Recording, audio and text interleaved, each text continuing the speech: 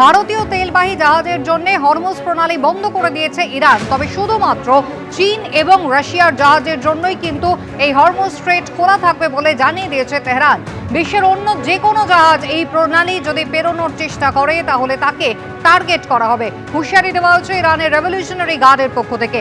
Hormuz প্রণালী দিয়ে বিশ্বের 20 থেকে 25% জ্বালানি সরবরাহ হয়, আর ভারতবর্ষের ক্ষেত্রে সেই পরিমাণ 40%। হরমুজ প্রণালী ভারতবর্ষের তৈলবাহী জাহাজের জন্য বন্ধ করে দেওয়ার ফলে লাফিয়ে লাফিয়ে অপরিশোধিত বিশ্ববাজারে তেলের দাম যেভাবে বাড়বে, তারই সঙ্গে কিন্তু এখানেও পেট্রোল ডিজেলের দাম বাড়ার আশঙ্কা রয়েছে।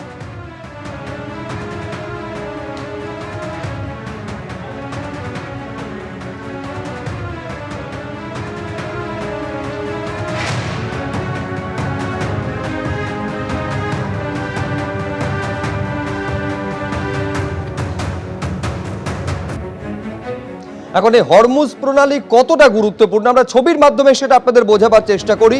এই হরমুজ প্রণালী ভারতের জন্য অত্যন্ত গুরুত্বপূর্ণ। মধ্যপ্রাচ্যের একাধিক দেশ থেকে পারস্য উপসাগর থেকে হরমুজ প্রণালী হয়ে তেলের ট্যাঙ্কারগুলি এসে পৌঁছয় ওমান সাগরে। এরপর ওমান সাগর থেকে আরব সাগর হয়ে ভারতের বিভিন্ন বন্দরে পৌঁছে যায় তেলবাহী জাহাজগুলি। ইরান এই প্রণালী স্থায়ীভাবে বন্ধ করায় ভারতে তেলের দাম ভয়ঙ্কর হারে বাড়তে পারে বলে আশঙ্কা, যার সরাসরি প্রভাব পড়বে নিত্য প্রয়োজনীয় জিনিসের দামে।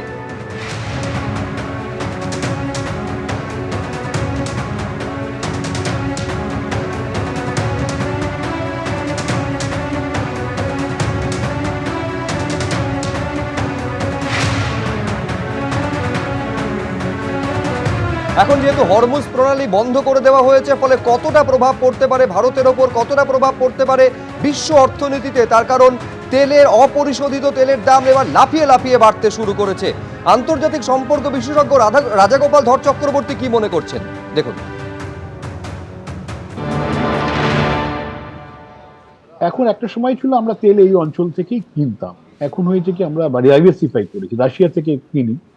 রাশিয়া অবশ্য আমেরিকান চাপে পড়ে অসুবিধা হচ্ছে, 41-42% তেল আমরা ওখান থেকে কিনতাম।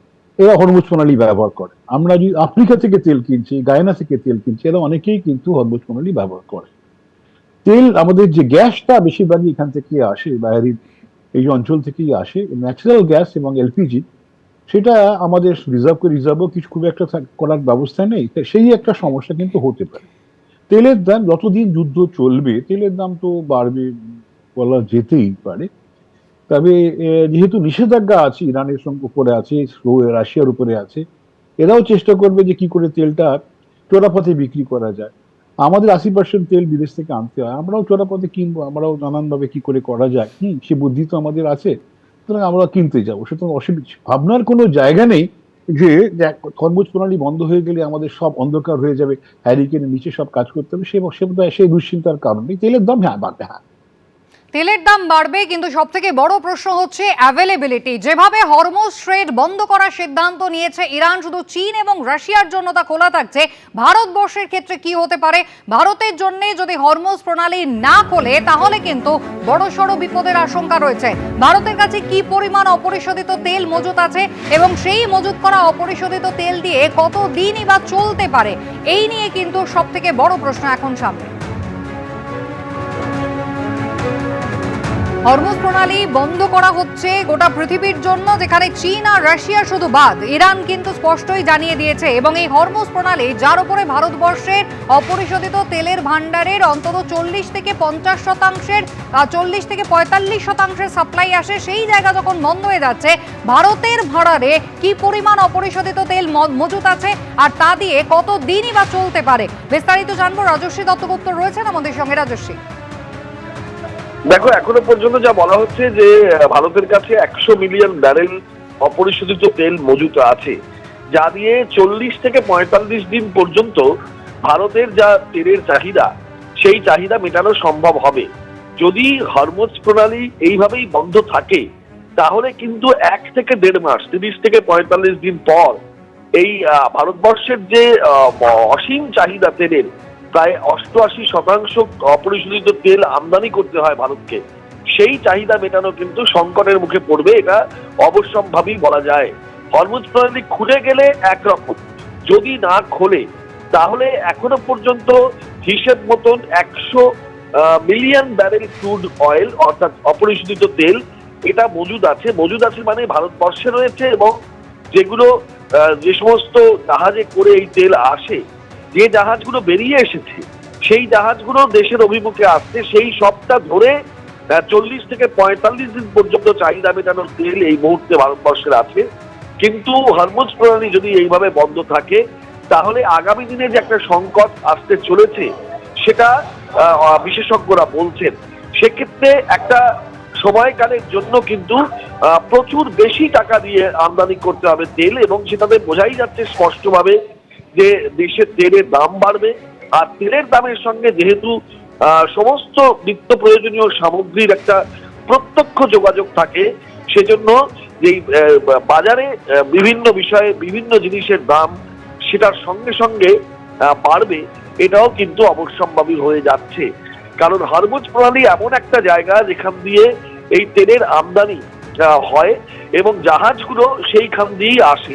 কিন্তু যে অবস্থা এখন যুদ্ধর পরিস্থিতিতে তৈরি হয়েছে, ইরান হরমুজ প্রণালী বন্ধ রেখেছে, তারা যে সমস্ত দেশের জাহাজকে পারমিশন দিচ্ছে তারাই কয়েকটা জাহাজ যেতে পারছে, আদারওয়াইজ অন্য কোনো দেশের জাহাজের সেখান দিয়ে যাওয়ার কোনো অনুমতি নেই। এবং এমন একটা ভীষণ যুদ্ধ চলছে, একদিকে ইসরায়েল আমেরিকা, অন্যদিকে ইরান, সেখানে ওইখান দিয়ে জাহাজ চলাচল করাও খুব মুশকিল।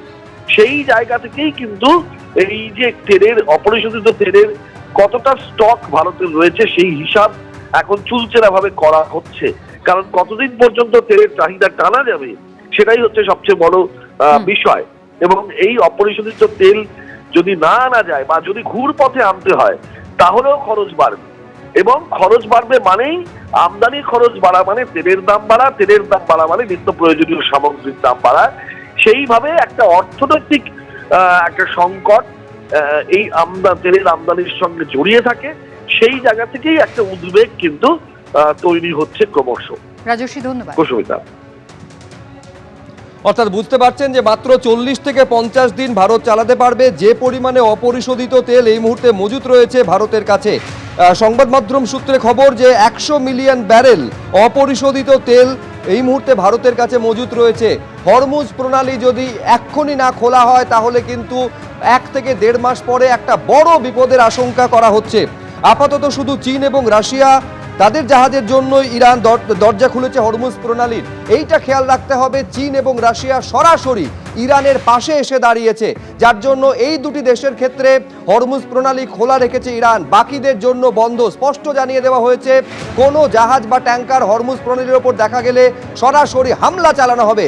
এই অবস্থায় কত দ্রুত হরমুজ প্রণালী খোলা হবে তার উপরে সবটা নির্ভর করছে অপরিশোধিত তেলের দাম কোন জায়গায় গিয়ে পৌঁছবে।